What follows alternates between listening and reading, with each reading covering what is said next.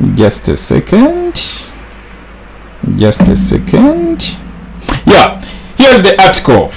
Kamalogi pulling out nsologi scrolling bulungi. Nawe somereko. Ate osobola ogenda ku BBC nawe n'ogisoma. Osobola oteekamu just kigambo ekyo nga bwe nkitadde ku screen. Ugandan Internet Propaganda Network exposed by the BBC. What a headline. Bino byefe bitukolera. Gwe tomanyi ssanyu tuliko. Omanyi lwaki bitukolera? Bu account bwabwe abugadde. Omanyi munange ffe tetulina nnugu eyo. Ffe twagala nnyo tukubatolinga. N'oleeta facts naffe ne tuleeta. Ne tukugamba nti nno ebinnya bijjudde mu nguudo ze Uganda. Nguudo tezikyalina nguudo wabula binnya bya nguudo. You know, ffe twagala otuleetere facts n'otugambe nti olimba. Oluguudo lwa Mutukula kyotera Mutukula luluno ffe tulukuleetera bwe ne tulukuterawo bwe tuti ffe twagala oleete fact situgenda kuhakinga situgenda kuwaabira nti waki nedda obudde tetubuyina naye lwaki ate gwobeera oyagala okukaka abantu bakkiriza ebintu ebifu omanyi lwaki ebintu bino bitukolera era nze nasanyuse nnyo mwana bukyali bwantutteko akawunti zange bwahakinze Mitegeera recently mwena mukimanyi account zange busajja bwaze hackinze Facebook zange zonna JB Muwonge Radio, JB Muwonge TV channel, JB Muwonge nyini official, then JB Muwonge Africa, JB Muwonge Video Archives. On top of that ne bagezaako n'okutwala website yange, that's www.jbmuwonge.com. On top of that ne YouTube channel nayo nyini kwe tuli nayo baagitutte n'akagikomyawo n'erinnya ndowooza olira bakuliko erinnya ly'abanyampi abo. On top of that sinze nzeka n'abalala bangi baba hackinze.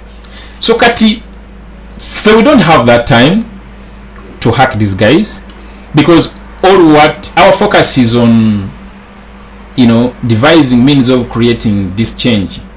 Bana Uganda jetwetaga, that's our major focus. Focus nendala yakuba na Uganda facts kati yabwe yakuba kirizisa kichamu. So kati ensonga lwaki ni musanyufu at least tulina eri abasolo tulwanirako zine entalo. The department engages in investigation in actually it's BBC kuba wano kiraga when you scroll down here article negamba kamale kankole went yeah subire mugiraba bulungi kandaba mugiraba bulungi njagala gisomera wano bulungi nga namwe mugiraba. You guys typing in the comment section wamulaba bulungi gundi eno. Type in the comment section and wamulaba bulungi because currently I'm not looking at the screen, I'm just looking at this article. Njagala kumanya oba mugiraba bulungi. Then we continue.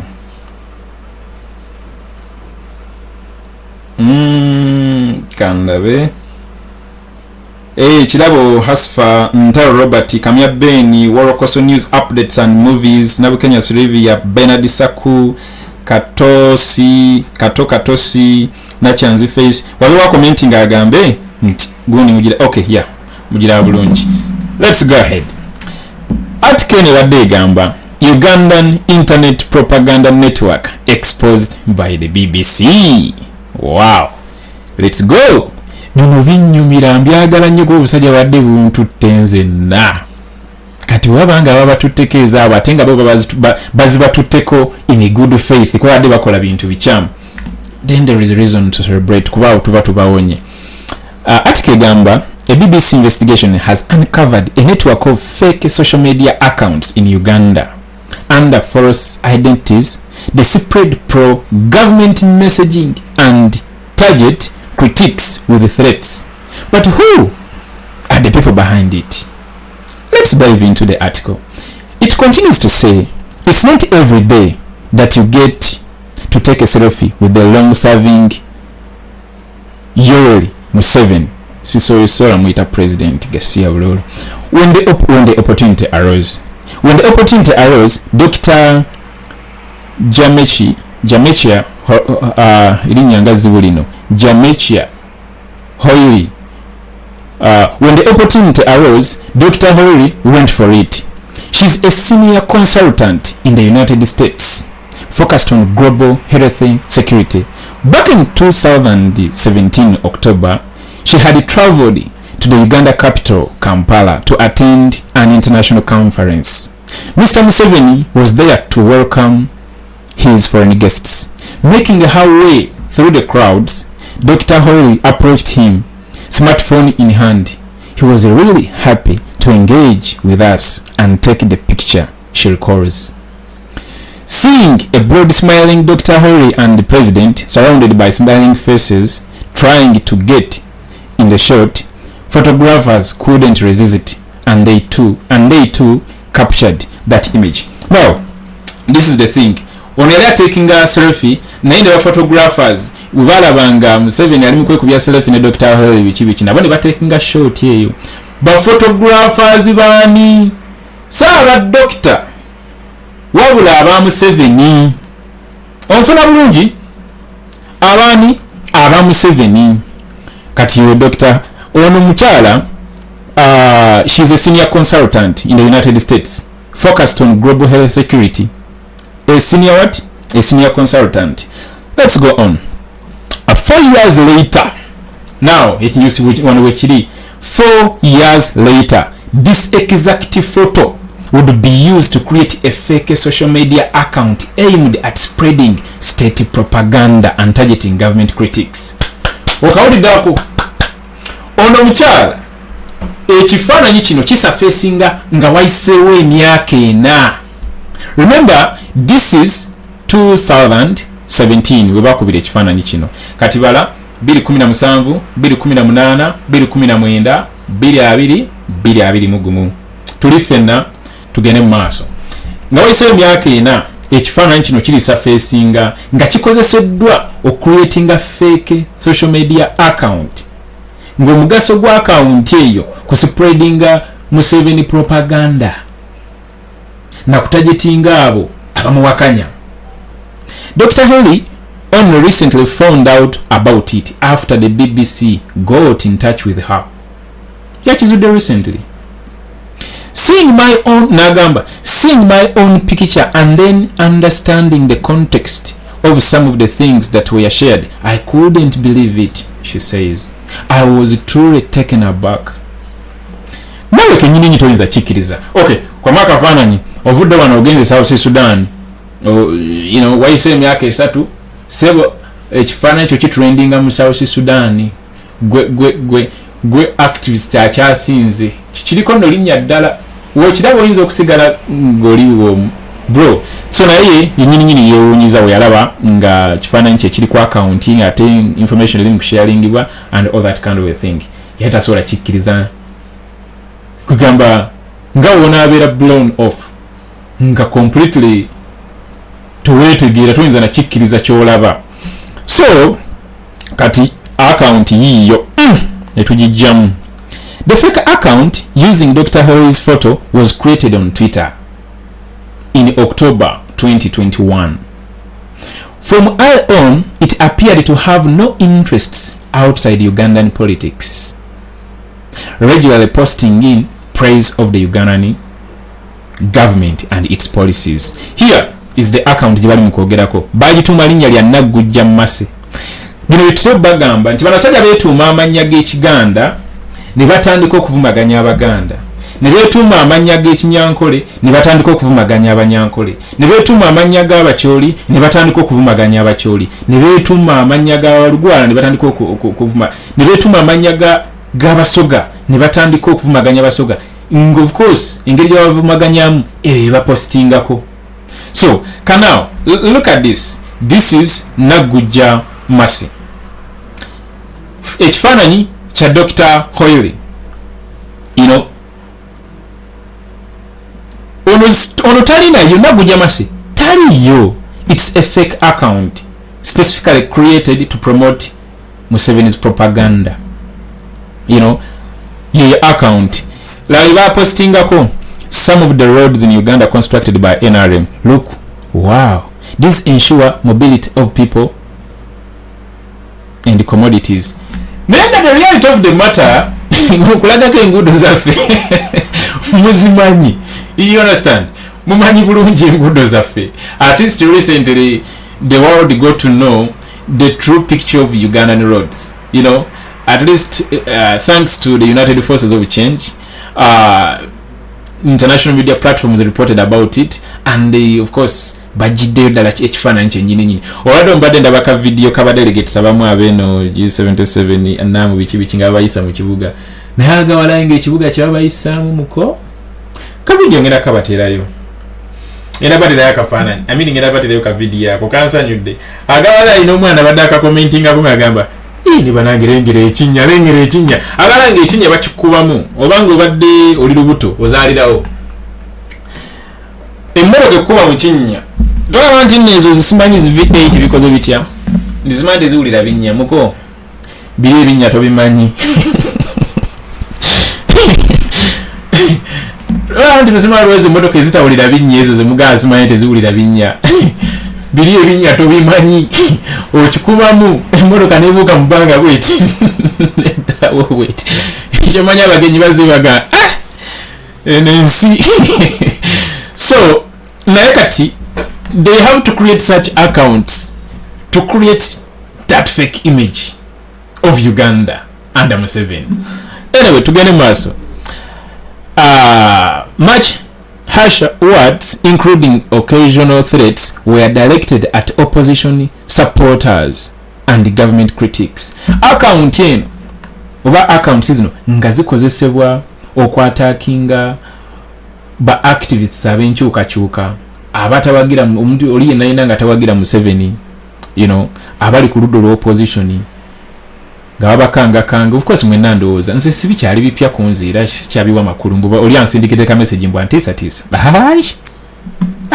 omanyi ekintu kiki okibeeramu ne kifuuka kya bulijjo kati nze oli yenna ansindikira ka message blocking za account WhatsApp blocking zi number and deleting a message. I don't have time to think about that. On the time I have is to think about the methods we have to use in order to redirect our country back where no kubeera. So naye these are some of the accounts zebakozesa. Now article nyongerayo negamba, we know you support terrorist activities. The account posted without presenting any evidence in response to a tweet from opposition leader Bobiwine, whose real name is Robert Kyagulanyi. Ako kawulidde omanyi president akola tweets ku bintu byenjawulo, of course ku buli kimu ekiba kiguddewo kasita kibanga kigasa. Bano batakinga tweets ezo oba posts ezo ku Facebook ne ku Twitter ne basooka bayiwa omugambo ogutakwatagana, oguvuma, oguthreateninga, ogukola ki nga otero balambo simanyi yo support homosexuals, simanyi wa ero, simanyi biki mubitegeera bulungi bengezaako okwogera. So article egamba wano nti account eno yawandiika negamba, we know you support terrorist activities. The account posted without presenting any evidence in response to a tweet from opposition leader Bobiwine, whose real name is Robert Kyagulanyi. Account neyongera negamba, you will die.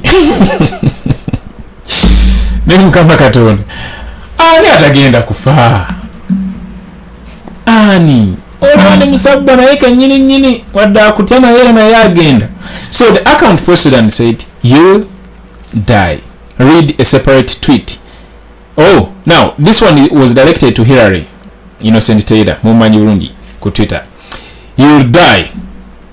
Read a separate tweet directed at Hillary Innocent Taylor Seguya, a Ugandan climate activist based in the United States and a member of Mr. Wine's party, the National Unity Platform.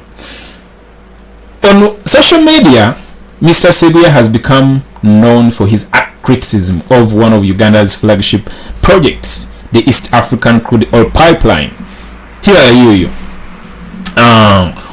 When finished, the $3.5 billion pipeline, $3.5 billion United States dollars pipeline will connect Uganda's oil fields to Tanzania's port of Tanga along a 1,445 kilometers route, which is about 898 miles. What you need to know about ECOP. Okay, I don't know article manyi mpanvu. I'm not going to go into ecop. Njagala focusing wali ku gunti ku account seasonal. Yeah.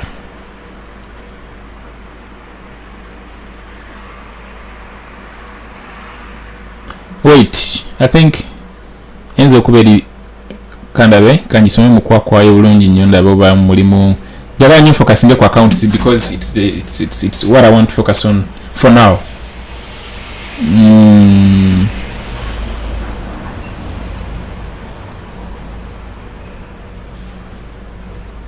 Okay, to let me go through it. Can make college can make kubuka anything. Yeah, can make kubuka anything. Yeah, what you need to know about ECOP. Supporters of the project say it will create thousands of jobs and generate millions in oil revenue, but critics have argued that ECOP could prove disruptive for local communities while having a significant impact on the environment. Trolls keep coming for me on a daily basis, he says.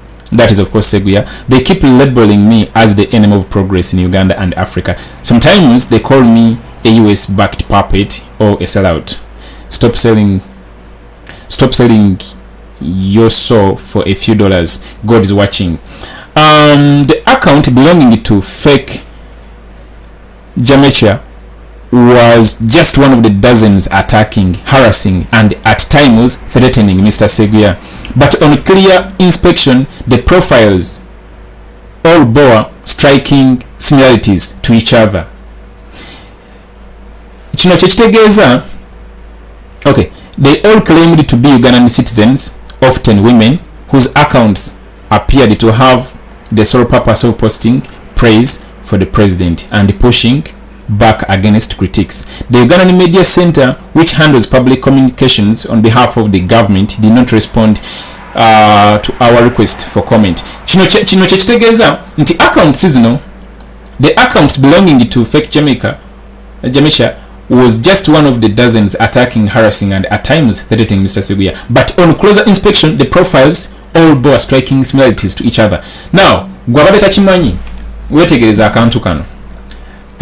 Artist kino kiri mu public domain nti wobeera nga olina devices, wobeera nga oli connected ku internet oba oli connected ku Wi-Fi, for example, kankozese Wi-Fi, obeera in most cases, especially obeera nga oli mu kifo kyekimu nga muli connected ku Wi-Fi, mba mukozesa IP address yemu, kasita service provider abeera nga y'omu. For example, omubanga service provider wamwe Simba, kiba kitegeeza nga mukozesa router yemu, IP address yamwe egenda kuba yemu.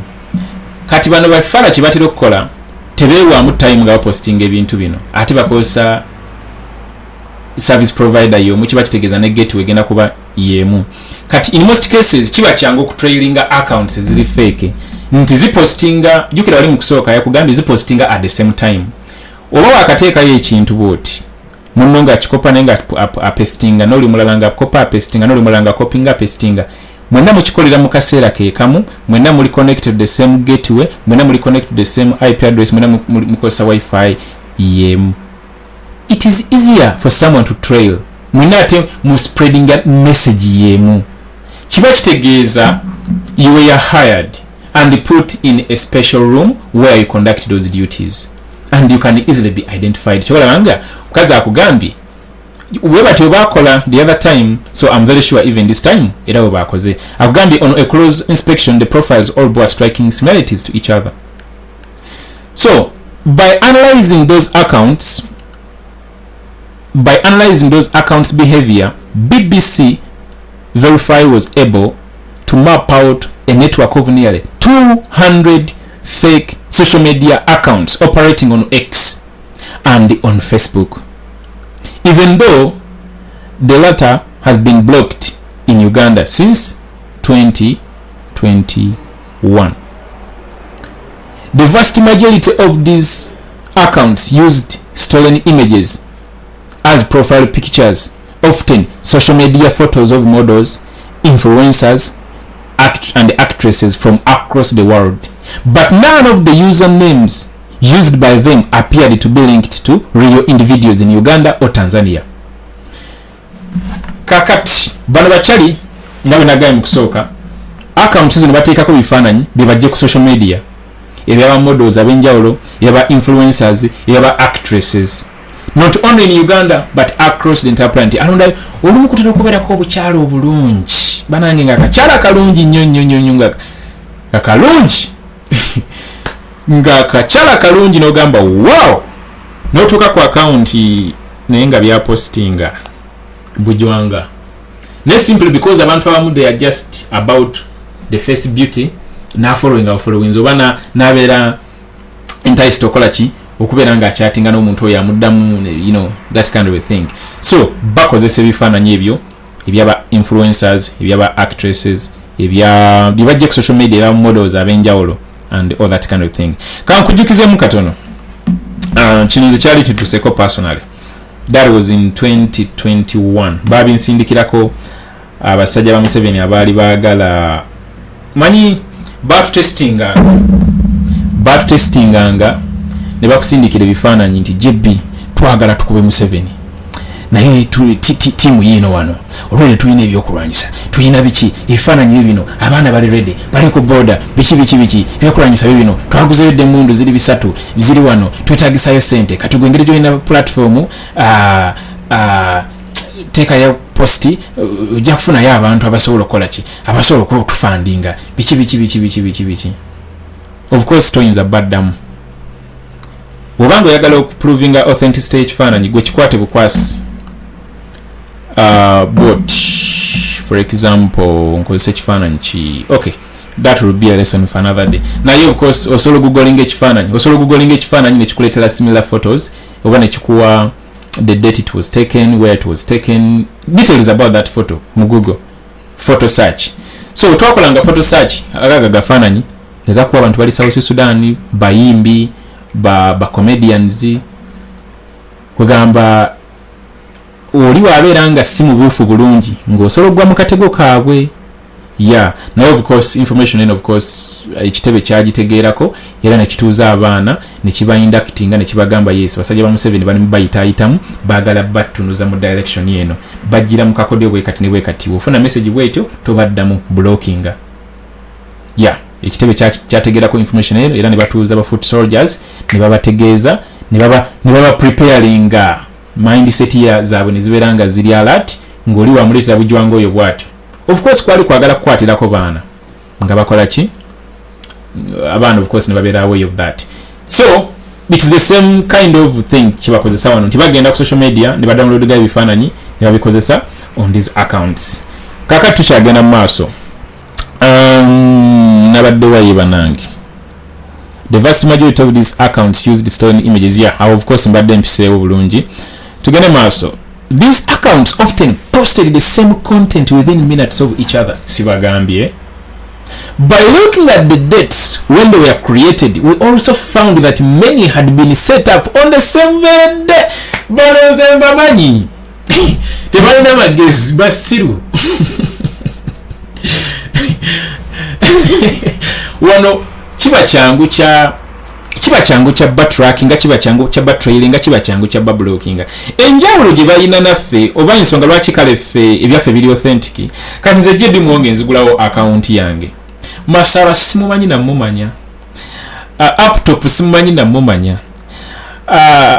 Ani omulala Jaffa Makanga simanyi na lunaku luyagulirawo account naye tukwatagana, we are comrades, kyabirivingiramu kyembirivingiramu, bya postinga birala nnyo ku byange naye ati byonna biri mu direction yemu.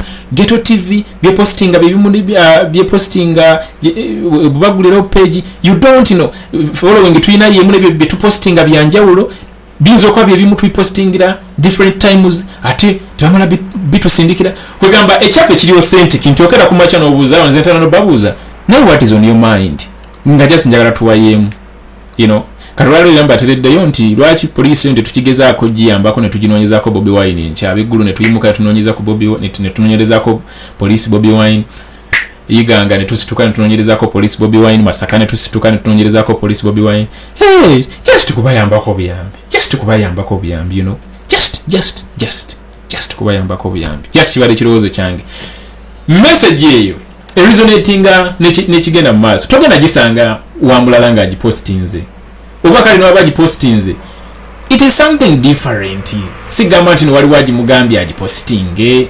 Ekyaffe kiri authentic engeri gyetupostinga mu bintu byaffe. Kwegamba kyobalaba nga algorithms za social media zino teziblokinganga ko accounts zaffe because ekyaffe kiri real, kiri organic. Following eri organic, posts zetteekayo ziri organic, ziri real. Tetuziteekayo at the same time tuposting ebintu byanjawulo. Ne Katonda bafala account bazigulirawo olunaku lumu, you know. By looking at the dates when they were created, we also found that many had been set up on the very same day. This suggests that while they may look like separate accounts, they've been working together.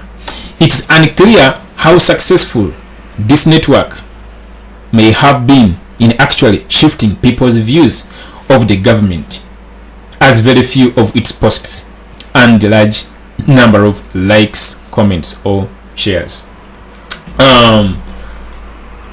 Of course, kino kyo kiri obvious. Abantu abamu tulina entegeera ya njawulo. Yes, kyolaba nga wetubeera mu kusoma waliwo akulembera, waliwo n'asigala mu kibiina. Nesigamba nti nno omuntu oyo maybe abeera mu ssiru, abeera naye alina kyategeera ng'ate ono akulembedde maybe tasobola kukola ki. We are gifted in different capacities and all that kind of a thing. So when it comes to the mind, such kind of people gye bali nga basobola okuwuddisibwa within split seconds ng'alabula bikafaananyi ka president, ng'ekifaananyi kiroliyo kati nga bakubanga ebifaananyi bya president ne bakwata kamapu ka Africa ne bakateekako kala za rainbow. Oli ng'alabula bikafaananyi ako n'agamba kyogamba president waffe olunaku bino byalimu, obwongo bwe ne bukyuka. Abantu abo gye bali. So and this is the work of these accounts. Yes, it's a matter of fact. Bana abantu balina abantu bebakyusa obwongo gye bali nga bwe kugambye no tutegeerera ku rate ya njawulo. Waliwo abantu bebakyusa obwongo era accounts zino zikola omulimu gw'amaanyi okuwuddiisa abantu. Zikola omulimu gw'amaanyi okuwuddiisa abantu abamu. Omuntu n'omutuukako ng'abadde ensonga agitegeera bulungi, naye n'omutuukako enkeera ng'atandise okulaba Museveni ng'akyali ku maanyi, ng'atandise okulaba Museveni ng'akyetaagayo emyaka nga 3, atandise okulaba mutabani wa Museveni ng'ali ku magezi. N'ogamba awo n'omuntu eggulo twali twogera ng'ali ku alaali, kumbe bamukubye kalifomu, kumbe bamukutte obwongo ne babukola ki, ne babukuba kalifomu yenna yawenze dda, ajjuddemu kye bayita Musevenism. So abantu abo gye bali era accounts zino zikola omulimu. Wano bakugambye it is unclear how successful this network may have been in actually shifting people's views of the government, as very few of its posts newe ziba zifuna likes ntono oba shares. Nze I believe nti omuntu omune watuvaako bwati kitukosaamu kuba twetaaga numbers, you know, twetaaga numbers ate era tuzeetaagira ddala nnyo twetaaga numbers. It's unclear. Okay, for all its sophistication, could this network be failing to fulfill its mission then? Not quite, experts say. Their goal can be to push the message out there. Whether or not people engage with it is a kind of irrelevant, as long as people have seen it, says Tessa Knight, a research associate for the Atlantic Council's Digital Forensic Research Lab, who investigates disinformation. Who is running this network of accounts? Actually, waliwo omwami bamuyita Marco Silva. Let me see. olumwe bamuyita Marco Silva.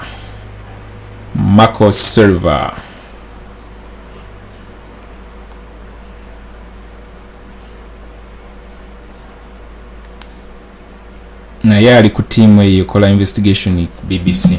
Anyway, you can megendayo. Who is running this network of accounts? Contacted by the BBC, Meta removed most of the Facebook accounts we identified. Meta believes that individuals linked to the Government Citizen Interaction Center, that is the GCIC. Okawulidako, Government Citizen Interaction Center, GCIC. A Ugandan government agency. Eno GCIC agency ya Uganda. It is that is Government Citizen Interaction Agency. A Ugandan government agency may have been running several of the accounts it removed. The company did not share the evidence. It said it had to back this assertion. And as a result, the BBC has not been able to independently verify it. But in a statement, the GCIC denied this allegation, saying that agency accounts are not operating on Facebook. There was a chunaru kenyini wokiwulira. Era nawe nobeera gwe. Gwe osobola okuvaayo n'obuuza bugingo nti yatali kyali n'agamba nze namutta. Nga gwewulira ekiboozibozi kye kimaking a sense. Kibozi tekimaking a sense kirimu ebituli bingi. Ekiboozibozi kya bituli bingi. Tekimaking a sense doesn't add up at all. So GCIC siba siru kwegaana. Artist abo basiko walinze. Kuba bandi tebasobola kuvaayo ne bagamba yeffe. Naye nyinza okujjukiza nti mu 2020 ya eyadde Wanyama Permanent Secretary wa Museveni then bagitwala eyali addukanyiza Museveni. Kandi naye wandimubuuziza egwaddukanya accounts zino yandigambye nedda. So let's continue. Article gamba, but in a statement, GCIC denied this allegation, saying that agency accounts are not operating on Facebook. But fena tukimanyi bulungi nti ebitongole bya government ya Museveni byonna bikolera ku Facebook. Byonna account zaabwe okutandikira ddala ku police, actually okutandikira ddala ku Uganda government Facebook page. Gero gikebe. Mazende uze myaka nga I don't know. Nako mujikebera konduza mu 2021 I don't know. I'm sure tujikebera katwenzo okwesanga nga last post ya recently. Let me check right now. You watch twemenya na Uganda government Facebook page. Genda bugenzi ku Facebook, genda bugenzi ku Uganda police. Police yenyine yateekawo nti it is illegal to use Facebook. Negamba no kugamba nti we are going to arrest those accessing Facebook using VPN. You remember those days? Police is supposed to keep law and order. Yoke nyini yekwesa Facebook, which was banned in Uganda, and it itself police yavayo negamba it is illegal to use Facebook because Museveni yagikola ki yagigalawo. So tukimanyi bulungi okutandikira ddala police institution ino kuma law and order ekozesa Facebook, parliament ekozesa Facebook, buli bamba. So kati bano just balimba bulimbi kamala okulaba wano ona kibera ko Uganda government Facebook page ndabe kandabe yeri wabanange tejja mu search results simply because stera searchinga binonze tibina kyebinyamba gasiya bulolo. No, I really tejja mu search gunti oba yizimu kuzibatutte omanyi batuta accounts imperative ekyo tukiveeko ndimwe namu kimanyi bulungi point gyendi mukola. It's a valid point. Artisting kwadde example nti Uganda police yoke nyini bakozesa Facebook era bulina kunzemba mokinga lwaki bagenda maaso nga batuwa updates nga bazitiza ku Facebook nga ate bakimanyi bulungi nti no Facebook bagigala mu Uganda nga bakimanyi bulungi it is illegal to use Facebook in Uganda nga bakimanyi bulungi nti bobe nyini nanga yavayo yoke nyini agamba tugenda kukwata buli yakozesa Facebook nga akozesa VPN. ne baagala sebo n'okublockinga VPN abakulu abo. Mujjukira ebiseera ebyo so bagamba nti no bagenda kublockinga VPN ne banange tuyina ensi n'oli omuntu nga yeepanka under his regime, under his reign that has lasted for the past 38 years, close to 40 anyway, if you count from 1981 we batandika okulwana, and they seized the power of course in 1986. Those 5 years plus emyaka gya katufugira gye myaka ngana plus mu reign ye Uganda letuswana ku manufacturinga mpiso kati sebo baagala kolaki baagala ku blockinga VPN nabawuliranga bayogera neŋŋamba naye bannange tuyina abasajja era tufube nnyo tukyuse ensi yaffe. Imagine oliyenga obuzibu abusanga lwaki abantu bakosa Facebook naye nga te Facebook ewa abantu emirimu. Era mukwano gwange yankubira actually sajja munyankola kyali wange abeera Mbalala eyo yaggulawo twatusoma ffena ku university yaggulawo company ekwasaganya bya technology, okay, building a website systems yangamba jebya abasajja baggalawo Facebook nasalwa nnyo kwegamba yali hati nnyo because kwe yali akolera obulango kwe yali akolera emirimu miyitivu nnyo kuba kati kizibu okurunninga Facebook ads mu Uganda simply because you have to use VPN to run the ad. Kati laba okozesa VPN ngate ekulaga you are accessing Facebook from America, so advert jogenda okozesa egenda kubeera bikirawa. It's kind of weird and kind of very painful. So naye notunulira abantu bonga bali focused ku ekyo. Naye lwaki bali focused ku ekyo? It's because they don't want the masses to be kufuna information. Baagala masses to be kept in the dark. Tebaagala abantu babuuke, tebaagala abantu bamanyi mazima. Okay, let's get back to the article. It says but of course the company did not share the evidence, but the company did not share the evidence. It said it held that how should I come back and say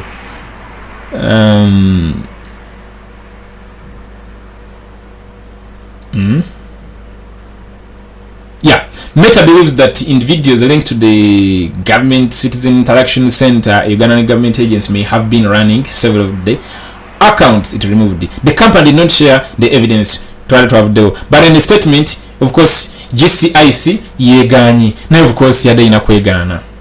And yet, it's not the first time the agency has been accused of running what Meta describes as the influence operations.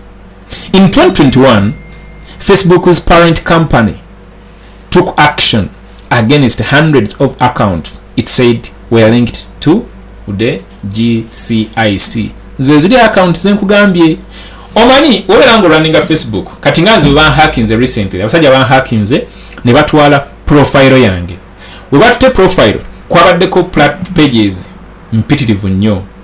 Kati profile ekibakoze ne bagideletinga. But email yabadde attached to my profile bagideletinze.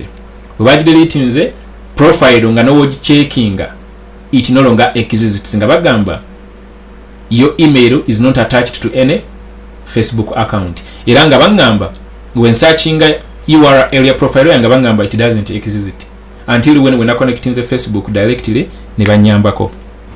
So Facebook we deleting a profile yo pages bonna obubadde managinga bonna bugenderamu. Kati we batwali ya Doni Wanyama permanent secretary wa Museveni by then bu page we yali amanaginga nga kwe kwali ne ya Museveni yagenderamu. Bino byogera mazima kati kankusachingireko wano gundi ya Museveni olabe olunaku lwe yasemba okolachi olunaku lwe yasemba Facebook olunaku lwe yasemba oku kansachinge busachinzi Museveni Facebook page olunaku lwe yasemba okupostinga yo kansoke nkulage yasemba January.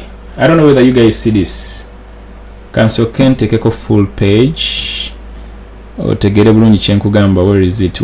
Here it is. Yeah, yasemba kupostingayo January nga 11/2021 account webazideletinga naye bwe yakola ki naye bwatyo we yatulabako teyaddamu kubeera na access because Don Wanyama yali amanaginga profile ye era kubatwala ya Don Wanyama boom bonna ne bukola ki bonna bwa account ne bugenda. Where is that article? Here it is. Okay. Museveni agenda eri gasiya sina kyemuyitaaza. Yeah, today ku article yaffe. And yet it's not the first time. Yeah, this was not the first time. Article sigenda gibasomera mpanvu nnyo eya 2021 webagalirawo profiles ezo ninga naye weri January 2021 coordinated inauthentic behavior report. Report yali ekwatagana ku fake accounts. Museveni team gye yali yapangisa accounts yali ekozesa okuspreadinga ekifaananyi kugamba okumukubira ekikopo ekirungi okumusiiga ekifaananyi ekirungi eri abantu ne baziblockinga. So eyo nayo weeriyo wetugenda maaso wano. Uganda social media ban raises questions over regulation in Africa. Ndowooza tuba tukomye. Ndowooza that was it. Tebitukwata konyo. X did not reply to our requests. Of course nangawe nagambye Twitter erinnya lwa Twitter nze lyankwata. X naba kunkwata tenaba kuddamu requests ya Twitter. X did not reply to our requests for comment and the platform took no action against any of the accounts identified by the BBC's investigation. Ngaba nagambye kusooka nti Twitter has not yet responded. It has not yet deleted those accounts. And it has not yet given a response to BBC's investigation. Not yet. Sigamba nti no baganyi. Not yet. Asked whether it responded asked whether it recognized any of the accounts on X. The GCIC said we recognize the accounts of our staff whose terms of reference include disseminating factual information about government programs.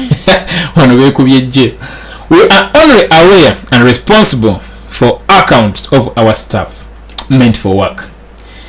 Yeah, ate munagamba ki oyinza okwewaayo ne wobeera gwe tosobola kwewaayo. The GCIC did not respond to follow-up questions attempting to clarify whether the accounts identified were indeed run by state employees. Mr. Seguya says he's not surprised by the existence of this network, but he urges whoever is behind it to consider the human cost of their campaign against critics. These guys don't care now. Anyway, we know Ugambongo Busula, but they don't give a damn, they don't care. They may not know the negative impacts they are creating on someone's mental health by sending out such threats to people like me and different activists. Let them not silence dissent. Dissent is democracy. That was it from BBC Verify. Article no sologana nogisanga ku www.bbc.com/news/world-africa. Nogisoma yonna. Nogishalingira ku banno. Kati bambira bo mukyala ngono ekifaananyi kyebyali bikozesa. Sebonga gwosanga omukyala ngono ngolooza nti nawagira Museveni era muna Uganda kumbe.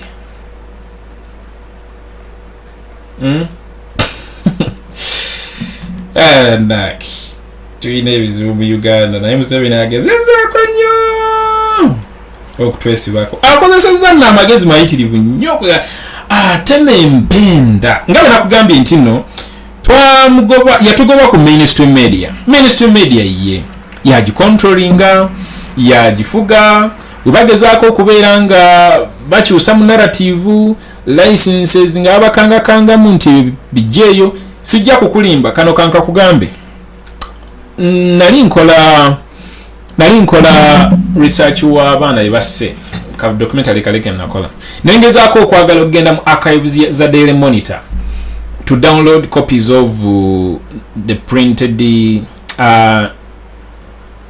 amawulire ago ge baprinting ge basaasanya. Of course bagakola mu soft copy ne batusindikira ku email zaffe if you are a subscriber.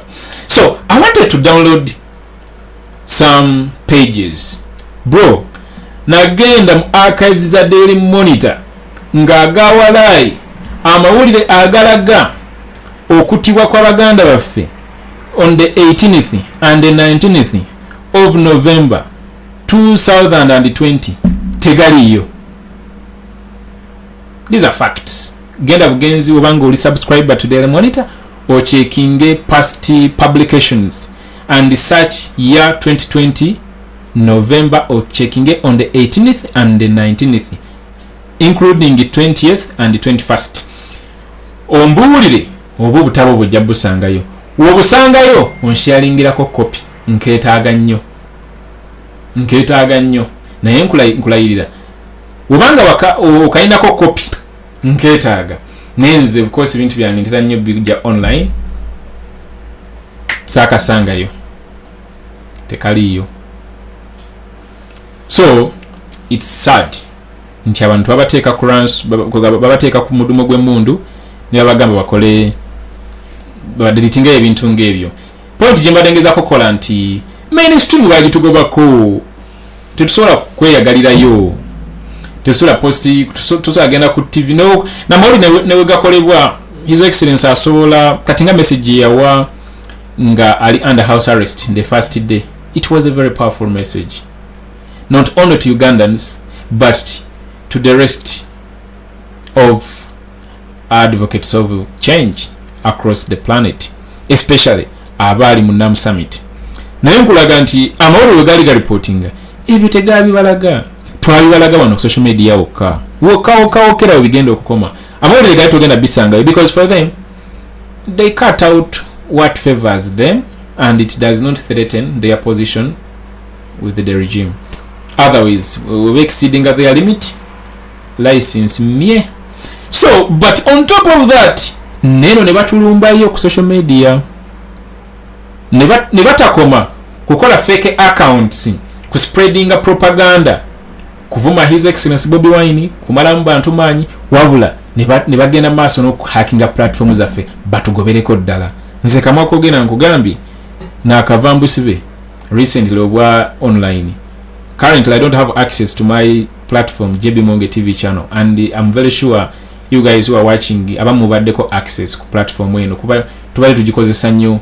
Abali Boston bali baginako access, abali California bali baginako access, abali Denmark bali baginako access, abali South Africa bali baginako access, abali Qatar bali baginako access, abali Washington bali baginako access. Bakomuliza for kwetolola Docas aba Uganda is breeding bali bayitidako kukola online protests away every Saturday.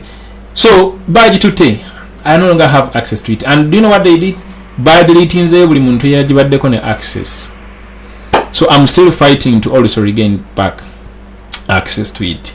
So ngabo gambi tebakome creating fake pages kutuvuma kumala mbantu manji wabula they've gone an extra mile to also try to wipe us off this scene. Neti bagenda kusobola nawe tebajja sobola. They've done so much but amanyi geyongera bweyongezi. Omanyi omuntu okukola ekintu naye nga amanyi geyongera bweyongezi.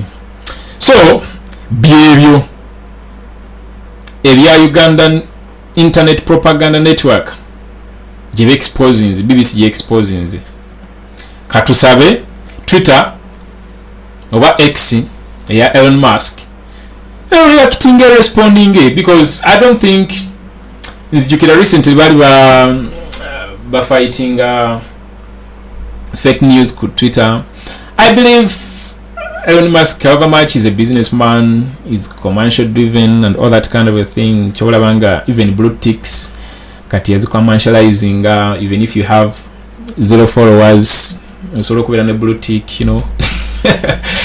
However much it is under such kind of a management, I don't believe Twitter or X is such a platform that would love to have users that are not authentic, that operate in other people's identities, you know. I don't believe that's a kind of a platform gye bandibadde bayagala. So let's pray they react and they take these guys down. Yeah, they should take these guys down. Naye ngeri tukyabyogera era nga mmaliriza, our president is still on the run, era nga bwe nakugambye nga ntandika abayitako n'abakubirako ne kajjambo. President ansanyula ayina engeri gyalumya abacritics emitwe, abalumya emitwe. Last time I told you guys nti ono omwami ali mu transformations nyingi, tebamanyi muntu gwe badiringa naye. Ali mu transformations mpitirivu nnyo. Ali mu transformations nyingi. Era nze neewuunya abamuddako ne batandika ne balowooza no they are going to succeed in, you know, putting him down. Nzirawo ne mbasekerera. They will never manage because onalika mafuta ga Mukama Katonda. Gwelengera oli wa poli oba wa maje amutunide n'omutunuulira.